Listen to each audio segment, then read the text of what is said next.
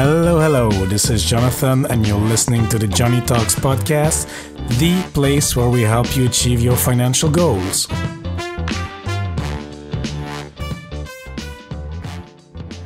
Hola, amigos. Hope you're having a great day wherever you are, whether that's in Washington, D.C., Berlin, or Hong Kong. And if you're a new listener to the show, I wanted to give you a special welcome to the podcast, and I wanted to thank you so much for tuning in. I really appreciate it. In today's episode, we will speak to my friend Becky from 23.co. We met at FinCon in Washington, D.C. earlier this year, and it was definitely a fun encounter. Becky is not only young, energetic, and driven, as you will discover, but she also has great lessons in store for any one of us in our early 20s, in our mid to late 30s, and even for the wiser crowd among us.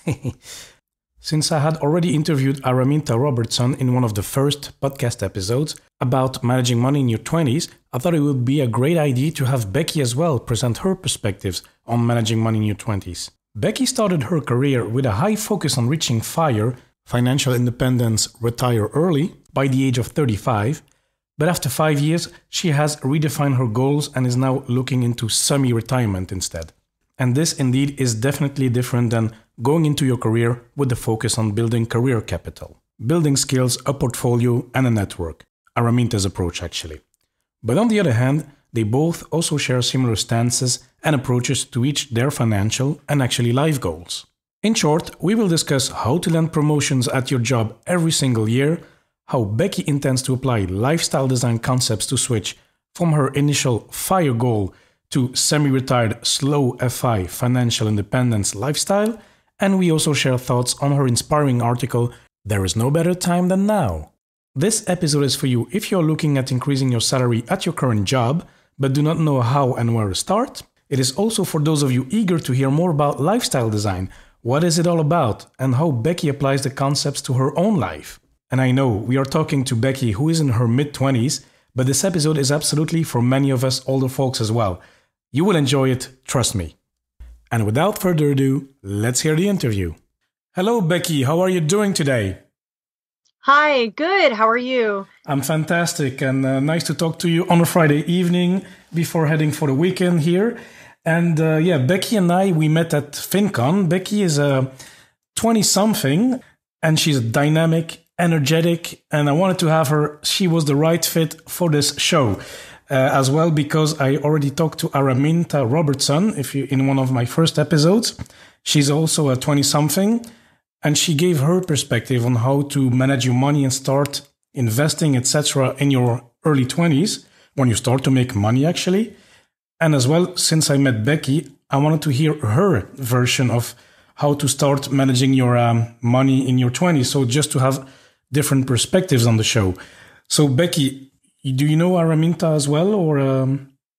No, we haven't met, actually. Okay. But the thing is, she has probably a different approach than yours. We will talk about that later maybe, but at least your approach seemed to me more energetic, more like make more money faster, while Araminta was focused on the long term, building skills, building a career, building connections, not necessarily making money today so fast. Her point was that you will be able to make money as you go along. Building connection networks, etc. will help you make money in the long run, and you will make enough, but you don't need to do the super hustle, work for jobs, etc. to start your career, because your skills are not there yet. Your experience is not there yet. And I was wondering, what is your opinion on this? Do you think that a young 20-year-old should start really focusing on making money, or should he work on building his skills first? Well, I wouldn't say that those two have to be mutually exclusive. So in my experience, one of the reasons that I chose the career that I'm in is because it was high paying. So I'm a consultant right now, and the salary is quite a bit higher than several other career paths that I could have chosen to take. And that's one of the reasons, is because I was initially on the path to what's colloquially called FIRE, financial independence, retire early.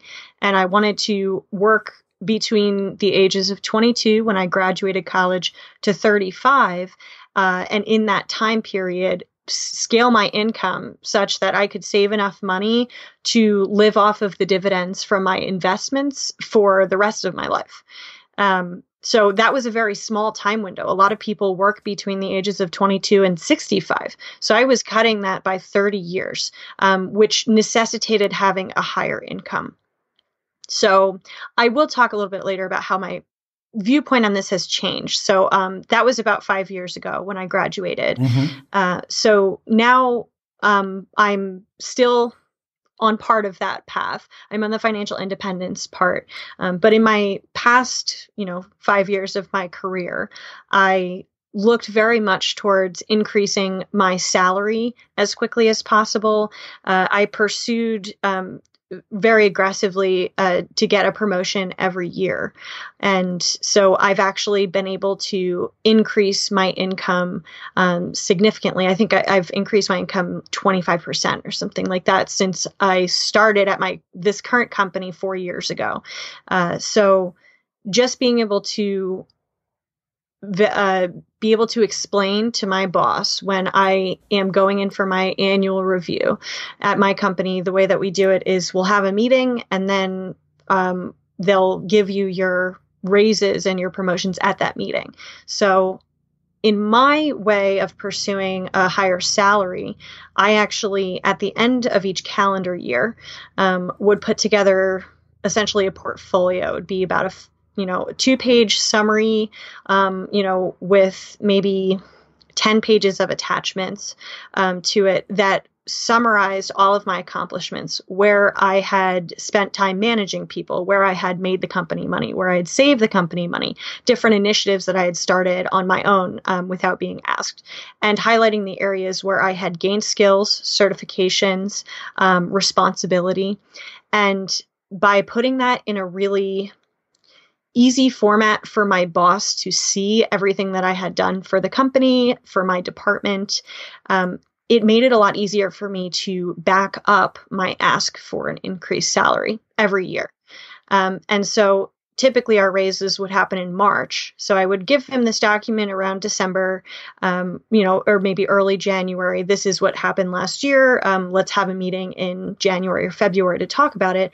And then in that January or February meeting, I would ask for my raise. I would say, I'm giving you this document. It has appendices that have emails from, my boss and your boss and, senior vice presidents of the company that are saying that I did valuable work on this project. People are seeing value in my contributions. So yeah, I'd like to see that reflected in my compensation and my title. And just by giving my boss a package that he could then give to his boss, who could then give it to HR, I gave him the tools to make asking to get me more money a lot easier. So my advice to anyone who wants to increase their income quickly is to make it as easy as possible for the person you're asking to give you what you want, and be very clear about what your value is and be very clear about what you're asking for. I always knew where everyone else around me was in terms of our title structure for the promotions. I would point out that we would have a gap above me. So I'm in level 1. There's a level 2. There's no one in level 2 right now. And then there's a few people in level 3, 4, 5.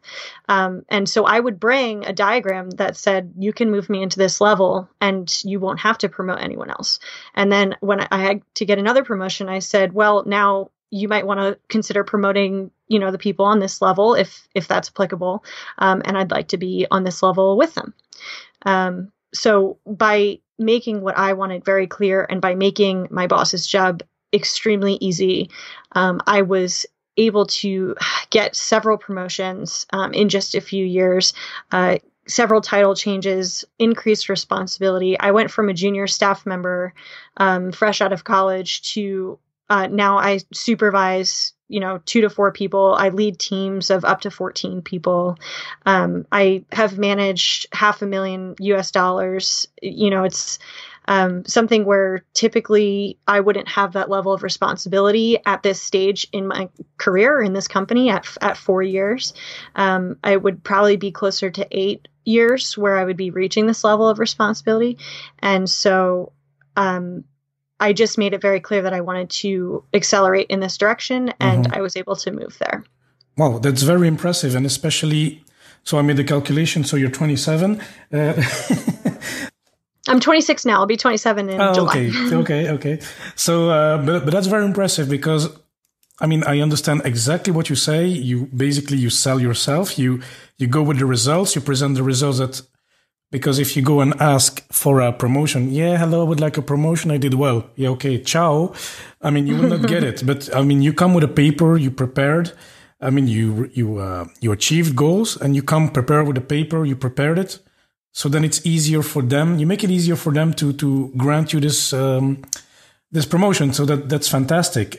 I'll just have one question. Since you're 26, you're quite young in your career, and I don't know many people that feels this confident at your age to go and ask for a raise like this. If I look at myself, I mean, it happened in my early 30s to go and ask for promotions like this and be prepared, be proactive, and prepare my backup to support my request. But I mean, where does this drive come from? Because, okay, it seems like you started right away, and 25% in the same company after 5 years, it's quite impressive. Usually you get that by job hopping.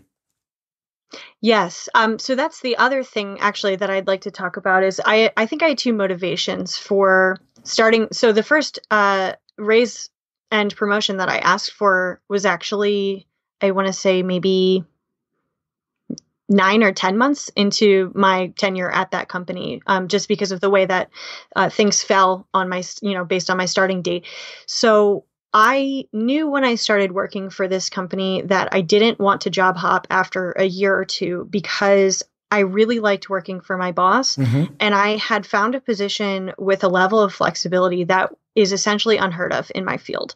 I was able to work from home frequently. I didn't have anyone micromanaging me. And in the past, I have had bosses who were very strict micromanagers, and that's not a style that works for me. So I had a lot of freedom in this position, and I didn't want to lose that. There was a lot of trust in our team. And so one of my motivations was I did want to stay with this company for, I could see myself with the company for more than 2 years.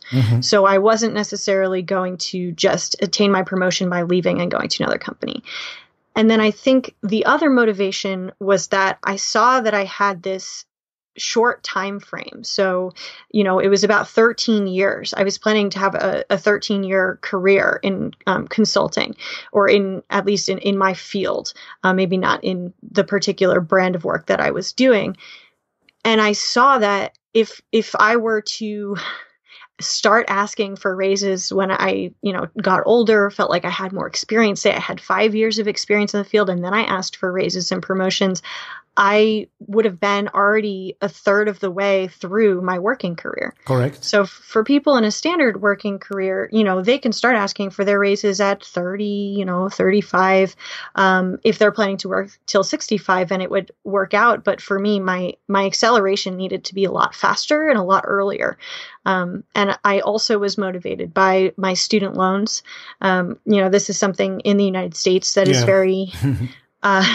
very impactful for a lot of young people graduating college recently. Like I said, I graduated about 5 years ago. And when I graduated, I had over $100,000 in debt because I chose to go to a private university because university costs are extremely high.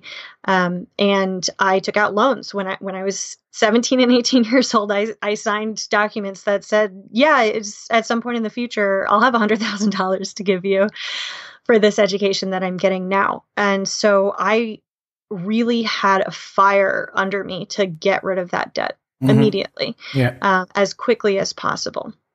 I was going to say, just by increasing my income, I saw how much faster, how much more exponential, not only my debt payoff could be, but then my ability to take the extra income that I was earning and put it towards things like investing and saving and moving forward instead of being kind of trapped in the past, which was what my student loans represented to me. Yeah, I understand that. And before we actually, you touched already upon saving and investing. But before that, I have a question because, a few weeks ago, I had an episode on FIRE, so Financial Independence Retire Early, with the Dragons on Fire. Lovely couple. Great episode, by the way. And, they are in their early 40s, and they basically Dragon guy, yeah, he just retired. So he in his early 40s, and, he went up to vice president level at his company, etc. And, okay, he had about almost 17 to 20 years experience. So, okay, now he's a bit tired of this, and they want to change. They want to take it easier. And I can understand that because I'm in my late 30s myself, and the corporate politics, the corporate ladder, blah, blah, blah. It gets tiresome as well, and it's not it starts to get less and less my style. So working towards retirement, early retirement for me or for them makes sense. But you started your career at 22, 23, and you're like, yeah, okay, I want to retire at 35. This, can you explain this reasoning, or you want to start and you want to get finished already? So please explain. Yeah. So from when I was, 21 or 22 years old, my perspective on this has actually changed. But what I've always really wanted to do is have an impact on the world. And I found that it's very challenging for me to do the things that I want to do that I think will have an impact. Typically, if I wanted to use my work to have an impact, I'd be working for a nonprofit organization, maybe a non-governmental organization, which I did do briefly after college. And unfortunately, the money isn't there. The salaries are significantly lower, and they're capped much earlier in your career, and there's very little opportunity for growth. And so what I decided was, if I want to have this impact, what I need to do first is attain freedom for myself financially, to get to the financial independence, the FI part of FIRE, in order to be able to put on that financial oxygen mask first, and then after that, be able to then help other people put on, their oxygen masks in the sense that I wanted to be making that impact and helping other people, and helping the planet. So I felt like I couldn't pursue my passion because it wasn't financially viable. But if I could accelerate, I didn't want to wait until I retired at a standard age to do that. So if I accelerated my timeline, I would be able to make my greatest contribution to the world much earlier, when I was younger and more vibrant and had more energy.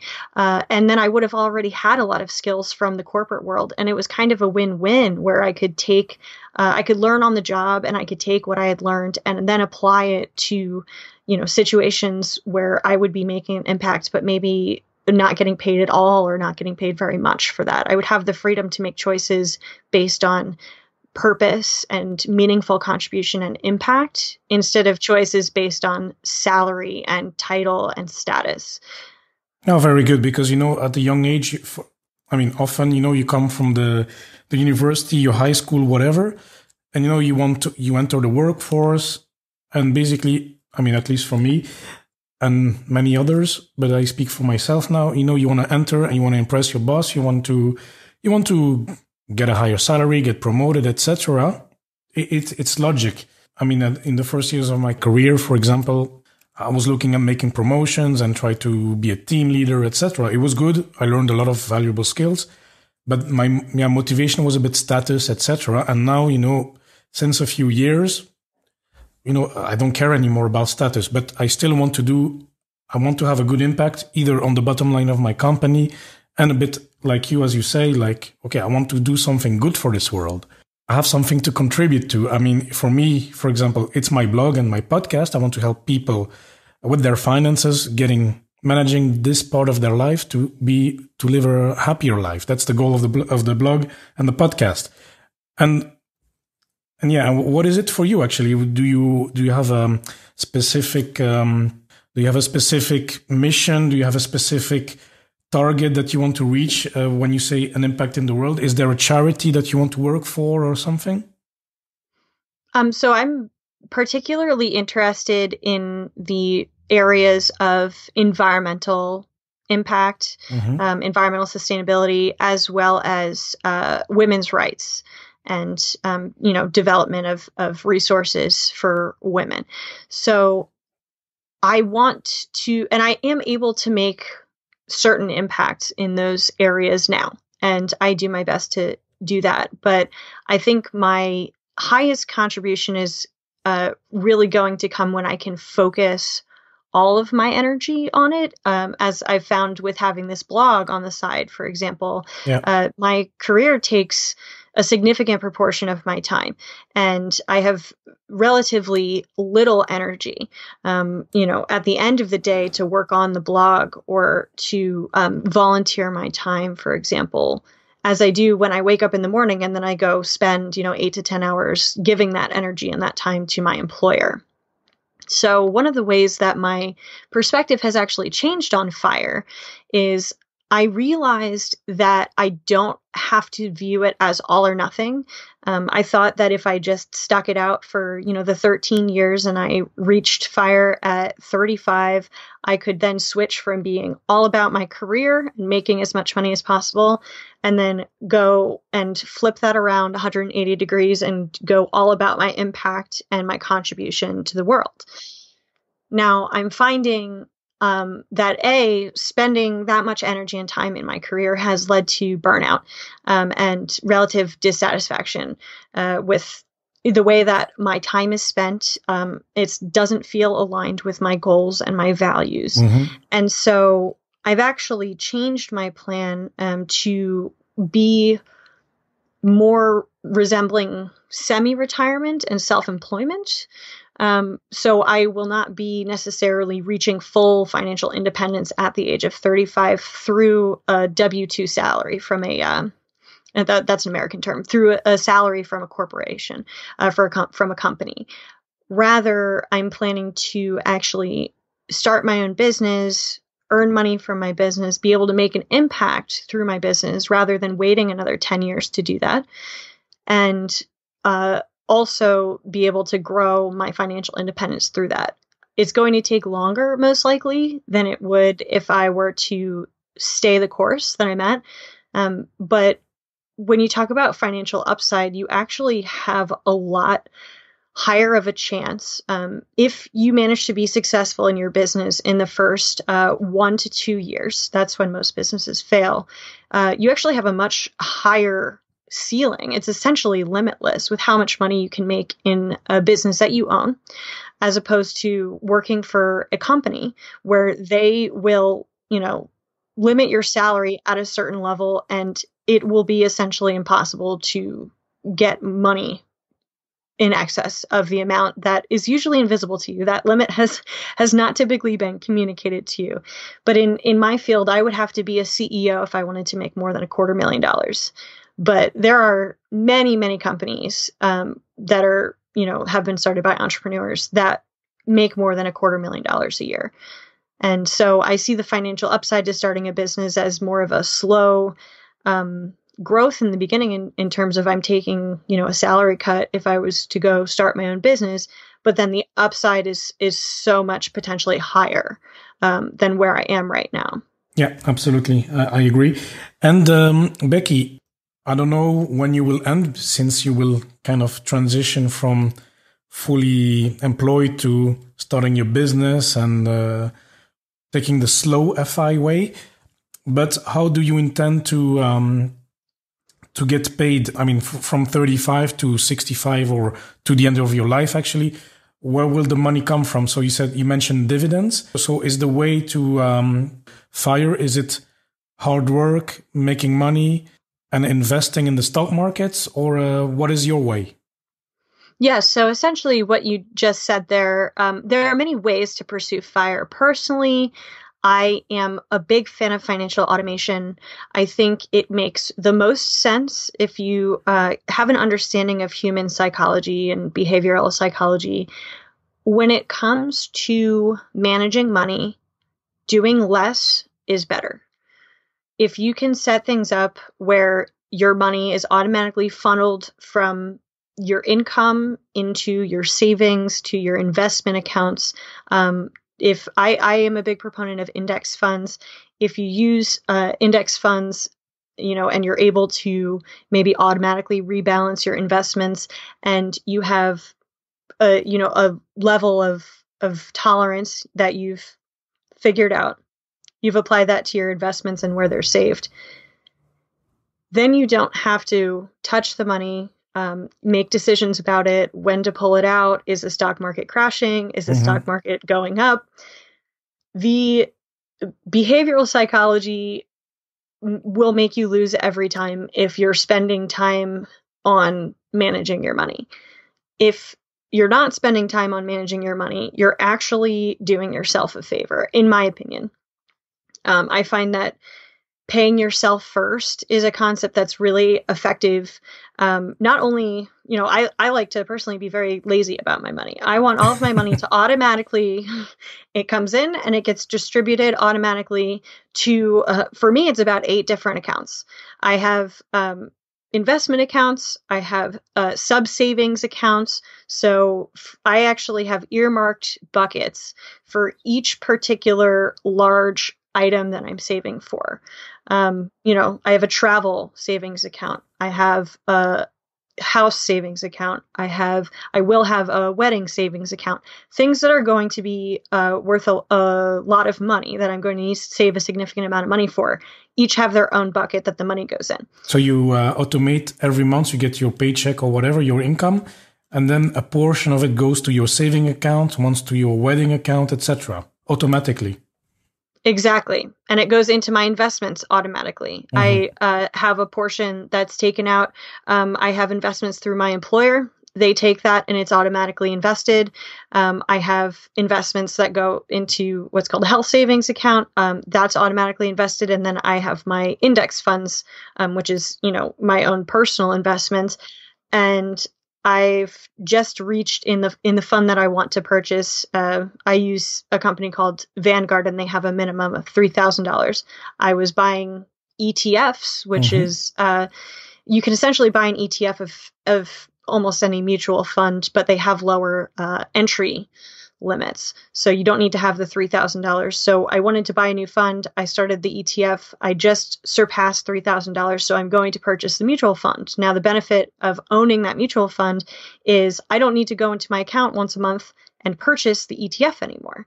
It will automatically invest the money that comes into more shares of that mutual fund every month. And I don't have to look at it. I don't have to press any buttons. I don't have to go in and see if my share price has changed, if it's gone up or if it's gone down.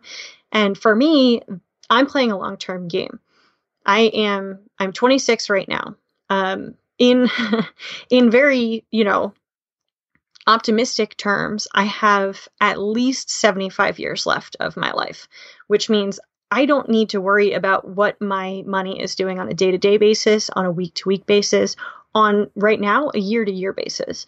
I just need to make sure that more money is going in and being invested, because for me, everything is going to average out. I am not planning to take my money out anytime soon. And so if I invest when the stock market is low, then I'm getting stocks on sale. If I invest when the stock market is high, then it's just balancing out when I invested when it's low. And I will average, in an upward direction of growth, typically. Yeah, absolutely. And this is something I, interestingly enough, talk a lot about at work. I mean, with my direct colleagues. And, it's always about long-term investing. Yeah, do you, even today at lunch, I can tell you, we're like, yeah, I want to start playing in the stock markets. I'm like, don't say play, say you invest and keep, we were talking about stock pickings and I said, no, but the attitude or the philosophy you should have is to buy a stock that you are comfortable with within 15, 20 years and not necessarily buy a stock that is the hype now, for fun, we were talking about cannabis stocks or, fancy companies or, like tech companies, robotics, whatever. I mean, this can be great investments, please. If you know the fundamentals and you're convinced it will make you money, please do. It's just a high risk. But yeah, I like the philosophy of setting it and forgetting it. Put your money in an index fund or a mutual fund. Let it grow in the background and live your life. That's how you do it. And the question for you, since you're a millennial, what about real estate or owning your own apartment? Are you saving for your home or not? So I am not going to invest in real estate anytime soon. One of the reasons is because typically that requires a mortgage, which is in the United States, and especially in the region that I live, typically over 6 figures of debt, which I just worked on getting out of and don't want to get back into anytime soon. So I don't have a very high debt tolerance. One of the reasons is because I focus very strongly on freedom. That's why my blog is called 20 Free. That's why I write a lot about freedom and I talk a lot about freedom. And one of the barriers to freedom, in my opinion, is having anything that requires you to earn a certain amount of money every month. So that could be a debt payment, a debt repayment that must be paid. That could be a high standard of living that costs a lot of money. Whatever it is that is a barrier to you being able to leave a job, leave a relationship, go somewhere new, take a trip, take a chance, pursue an opportunity that sounds perfect. I think those things should be avoided if your main goal is freedom. And for me, my main goal is freedom. That's why mortgages don't work for me. I have a housing plan that's a little non-traditional, if you want to talk about that. I will not. It's just it's often a question that is posed, when with the millennials, etc. So I wanted to ask your opinion on that. And for me, my first apartment was great because I bought it when I was 29. I even went to Paris in 2016, and it was not a burden as such because I rented it out. So it was quite good. So it didn't block me from going away. So but it's all in the nuances and in the particular situation, because this worked for me. But let's say I had kids or I was married, this maybe was a blocking point. So it really depends, and it's really about what your lifestyle choices are, etc. And I don't know, since you're still young, maybe you will move locations as well. I don't know what you will do if you plan to. Do you plan to move out of your city right now, or in a few years? Do you see yourself living somewhere else? Yes, actually, I've moved a lot throughout my life, and one of my goals in finding my own freedom is to be location independent. And my vision for my future is that I would have a home base to go back to. I wouldn't be entirely nomadic, but I would be able to work from anywhere, which is where having my own business is an important key. And I would be able to travel in a conscious way and visit the many, many places in the world that I want to see, spend time living there like a local, learn the language, experience the culture. And so my goal is actually to not tie myself to a certain location. And in that sense, real estate for a personal living situation doesn't make too much sense unless I wanted to become a landlord. And real estate investing, in my opinion, takes too much time, has too much risk, and is just something that I'm not interested in. Like I said, I want to be a lazy investor. I want my money to automatically go directly into account. I don't have to think about it. I don't own any roofs or toilets or need to call a contractor or a handyman or a property manager or fill a vacant tenancy. Those are concerns and things that I would have to spend my time on with real estate that don't interest me right now. I certainly could see in the future real estate being an option, but that's most likely about 10 to 20 years down the road. So I never say never, but it's not for me at the moment. Yeah, at the moment you value your flexibility, etc. I really understand it. That's fine. And actually, talking about real estate, on your blog, you tell a funny story about the time is now. And can you tell us a little bit about the guy you met at the gas station? Yeah, so I was talking with the gas station attendant, the guy who comes out and pumps the gas into your car. And I talked to him. I've probably talked to him twice a week for the last 4 years because there's a gas station right next to where I work. And he said to me, "Yeah, I'm thinking about moving down to Florida," and I'm like, "Why don't you? Why not?" I had just finished listening to a podcast episode where the main message that the person talked about was, now is the time. When you think about taking a risk or making a change, do it now. Something that's finite in our lives. It's a non-renewable resource is time. We can't get any more of it. So I kind of parroted that advice to this guy that I was talking to. And I said, why not? Why, move down to Florida. What's stopping you? And he said, not really much. I actually, I own several rental properties. I got out of the jewelry business. I could just sell those properties and move down to Florida. I only work at this gas station for the health benefits. And, I was a little bit surprised. Yeah. I had assumed that it was his primary job, that the reason that he worked at the gas station was for the income.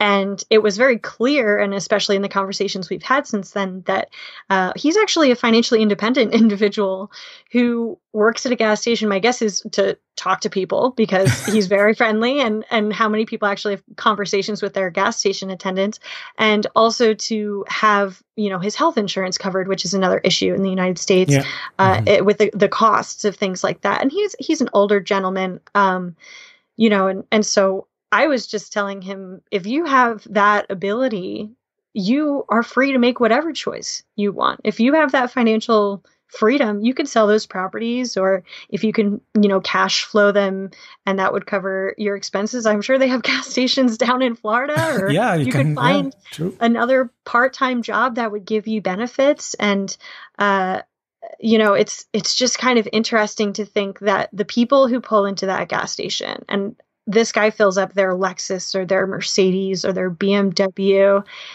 those people have most likely rented or leased or have a payment on that car. And they probably are beholden to their positions at their companies because they need to make payments on a house and on a car. And the guy who's pumping their gas is completely financially independent and could up and leave and move wherever he wanted at any time. Yeah, that's a really funny story because I really like that. I mean, I haven't met any gas station attendant that was financially free, but it's just fun. The guy is just there. And, I don't know how it is in the US. I think people are quite friendly, but I guess it's similar than here, that people could look at him like a bit in an arrogant way, like, hey, yeah, please put gas in my car, blah, blah, blah. And, like a bit, how can you say, condescendant, like condescending. Condescending. Yeah. Okay. It's the same word. Condescending at him. And then, the guy is actually financially free, and you need to have gas in your car to go to your corporate jobs, which stresses you out. So it's kind of it's really funny. I really liked that article for that because you can never judge by someone's, job, someone's outfit, who he is. And that's funny because somebody might have nice clothes and actually be stressed by debt. Or not, but you never know.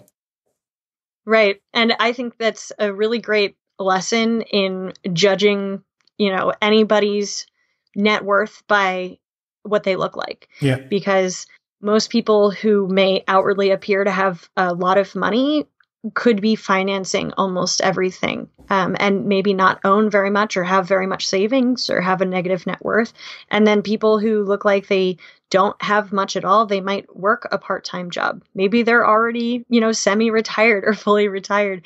They might drive a 15-year-old car. My car is 16 years old and it does not look good. It is on the verge of being embarrassing, but I'm not a car person, so it just gets me places. So I don't feel embarrassment for it.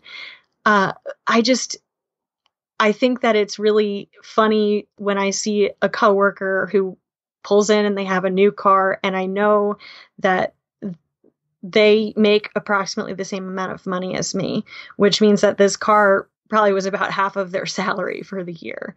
And, they're very happy about this new purchase. And for me, I'm thinking I saved that amount of money and that's going to cut my working time by 3 years, so it's just a matter of perspective, because a lot of people don't show outwardly how much money they have. Yeah, absolutely. And Becky, I just have a question. So you're in your 20s. Okay, your goal is to retire early, but maybe there are people your age or in their early 20s. They found a job that they really enjoy and they really want to do it for many years. Do you have any financial advice for them as well? Let's say you are an engineer and you want to build stuff, you want to build cars, you want to work at Tesla, you want to work at some other companies or at BMW, you want to design, whatever. And there's a path there for you. And those guys are really passionate about cars. This is just an example, but it's people that they don't mind being in the workforce. Do you have any advice for them financially then? Absolutely. I think that everyone, no matter how long they want to work or how short they want to work, can benefit from the really basic financial advice that is save money as early in your life as you can, invest as early as you can, because compound interest is a force in itself. And make sure that you're not inflating your lifestyle to match your salary. I think there's a balance between saving and earning more. And I see earning as having a much higher limit, if not an infinite capability to earn whatever amount of money that you want. But saving does have a limit to it. You really do need to spend some money to live. And so reduce your expenses to a level that makes you comfortable, and then spend the money that you are spending on things that align with your values and with things that align with your goals. That can be hard to do if you don't have explicit values or goals. And so I advocate a lot for something called goals-based spending, which means that you give yourself the permission to spend money instead of maybe giving yourself guilt about spending money, which is what I see a lot when we have a culture that talks about budgeting, which feels very much like reprimanding ourselves for using our money for things that make us happy. And I prefer to think of it as planning. I call it a spending plan, and I use one personally. I advocate for it on my blog, and that is a plan where you say, I am going to spend money on this. I'm going to spend money on this. I give myself permission to spend this many thousands of dollars on travel this year because it's a priority for me. It's a goal for me. It's something that makes me happy, and I understand how it fits into not only my finances, but into my lifestyle. Lifestyle design is a really important consideration to have when, you're young at any age, but when you're young and you're looking forward to another, 50 years in the workforce or another 75 years on Earth, it's important to make sure that you're getting things out of your life that matter to you and not things that matter to other people or, external markers of status that don't necessarily make you happy. Yeah, so correct. I'm a proponent for lifestyle design. Decide what you want out of your life, decide how that fits into your finances, make a spending plan, and give yourself permission to spend in alignment with your goals and your values. And I think if you couple that mindset around money, where you're not limiting yourself with your money, but you're using it as a tool to create and design a life that you love, you'll feel a lot more free. You won't feel so fearful about money, but you'll also be able to put yourself in a much more powerful financial situation. You'll be able to save more. You'll be able to invest more. You'll only be spending on things that matter instead of things that would be wasteful by your definition. And that can be very powerful when you're young. I really love what you just said there, Becky, and it's a philosophy I share. And Becky, I will challenge you on the same thing that you wrote about in the article. So let's say I give you a huge, gigantic billboard to spread your message to the world. So it needs to be a short and compact message, powerful. What is your message? What would you write on that billboard? So this is something that I don't know if I came across it or I came up with it, and I want to put it on a t-shirt or on a billboard or on a sticker or something, because it really inspires me. And it's just 4 words: one life, live it. Ah, awesome. That's it. You have one. As far as we know, you have to use it for as much meaning and contribution and value as you can.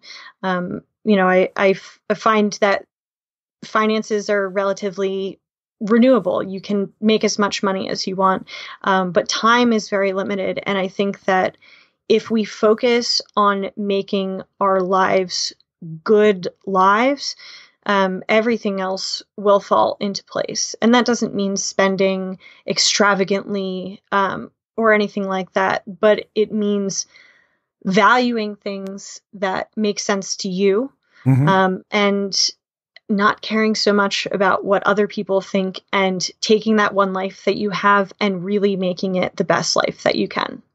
Fantastic. And I think for next FinCon, you have your t-shirt already. I think I'm going to make them. Yeah, so. You should. Yeah, absolutely. I'll make a couple extra and give them out. I want one. Okay, excellent. Very, very cool, Becky. I really like your insight and your wisdom for a 20-year-old. I think it's very insightful. It's a different approach than Araminta, so I recommend the listeners to also listen to that episode.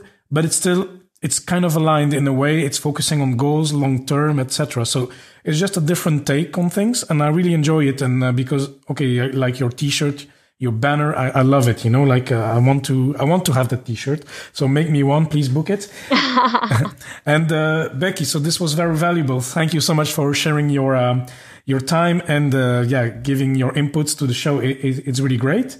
I really enjoyed your stories as well. And Becky, before we head off, there's always 3 questions I ask my guests. 3 quick fire questions. So number 1, what has been your best investment so far? I would say investing in myself and my personal development has been my best investment so far. I felt for a long time that I should learn everything by myself, and I should use free resources rather than paying an expert to teach me. And then I realized that if I learn from other people's mistakes and I find systems that have worked for someone else that work for me, if that's a mentorship program or a coach or even buying books, I actually spend a pretty significant money on audiobooks and just ebooks that I read. It saves me so much time in making mistakes and going the wrong direction and having to turn back around and figure something else out. So being able to have different inputs of education by actually spending money on them has been a really good investment for me. Yeah, excellent. I love that. And my second quickfire question is actually about books. So what is the best book you would recommend to anyone? And it does not need to be financial or personal finance, investing, etc. So I would recommend that everyone read The 4-Hour Workweek by Tim Ferriss. This is actually the book. I read it when I was 14, and I decided that I was A, going to be an entrepreneur, and B, going to have a job where I could work only 4 hours a week.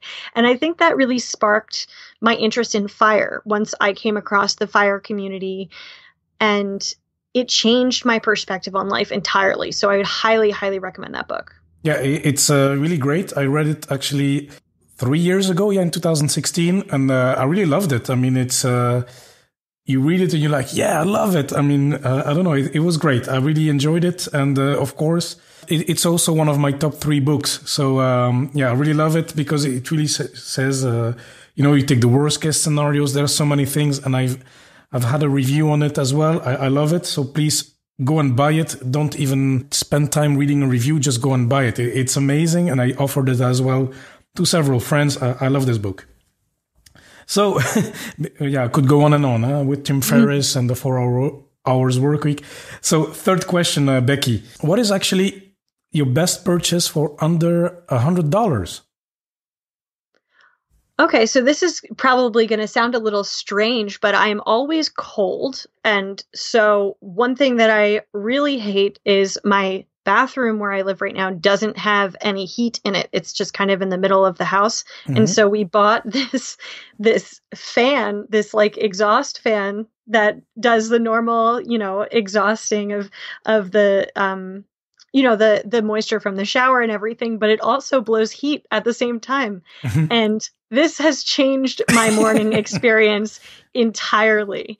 I I cannot recommend enough. If you have a cold bathroom, get a heater. It is amazing. Yeah, why not?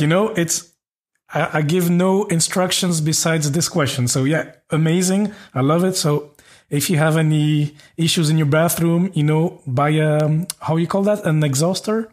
It's a heater fan. Heater fan. Okay. Yeah. So buy a heater fan.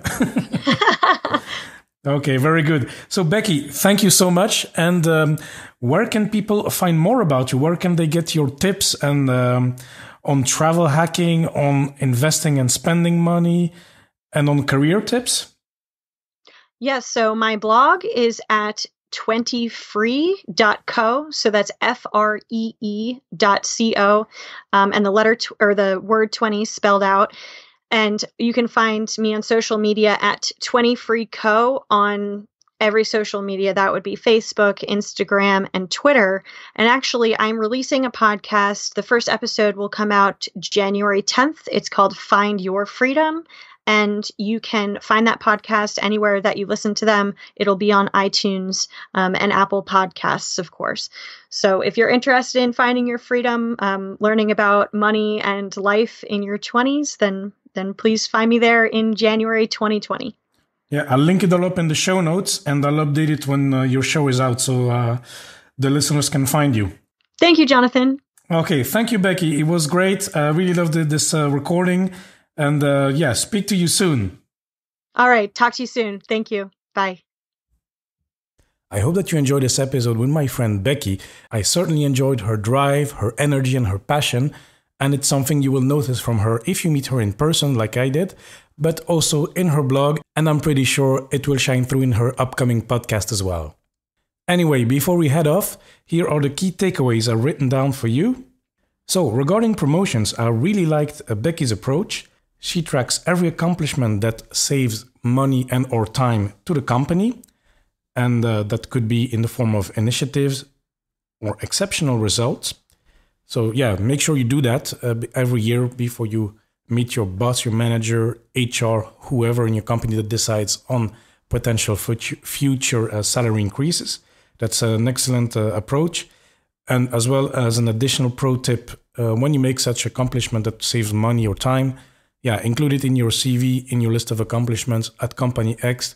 Another interesting thing is that she said that she has taken initiatives without being asked, meaning that it was not part of her task list, but she accomplished tasks on the side, projects, certifications, etc. that would help the company grow further without being asked. And that's, I think, is important. It shows proactivity, etc. and it helps the company to make money. And last but not least, be clear about your wish for promotion and make it easy for your manager and HR to accept that salary increase request. You can do that like Becky and prepare a package with all the relevant information, accomplishments, and all the backups and bring it at your yearly review, for example. A lesson that I extracted as well from this episode is that when you set strict deadlines for yourself, it will be easier, or at least it will increase your focus to deliver results to achieve your goals faster. Becky set a deadline of reaching financial independence at 35, and that explains her drive for getting all these promotions. But as well, here on the flip side, you don't want to push it too hard. I mean, you don't want to get burnt out at 25, 26. So find the right balance that works for you. And while we're on the subject, I really like her main reason to pursue financial independence. She wants to have an impact on the world. And I really enjoyed the powerful image she used. She said, I want to become financially independent, be able to put on the financial oxygen mask first, and then help others put on their oxygen mask. Great image, Becky. I love it. And here are Becky's financial tips for us. Save and invest as early in your life as possible. Talking about investing, if you take a long-term approach, 30 years, 40, 50, 60, You don't need to worry about the day-to-day market movement. So take the long-term approach, set it and forget it. With regards to managing your money in general, she says, doing less is better, especially with investing. Automate and redistribute your money in buckets as much as you can and let your money work for you in the background, as I said earlier. Reduce your cost to a comfortable level and do not inflate your lifestyle as your salary grows. And last but not least, give yourself permission to spend as well. I mean, set up a spending plan and spend on the things that are aligned with your values and your goals. And do not focus on external markers of status. I really enjoyed her story as well with the gas station attendant. And we all know the expression, you can't judge a book by its cover. And in the case of that guy, it's true. You really can't assess a person's net worth or financial situations by this person's job, appearance, or possessions. And last but not least, I will just end up with her quote. So, Becky's message to the world: you have one life, live it.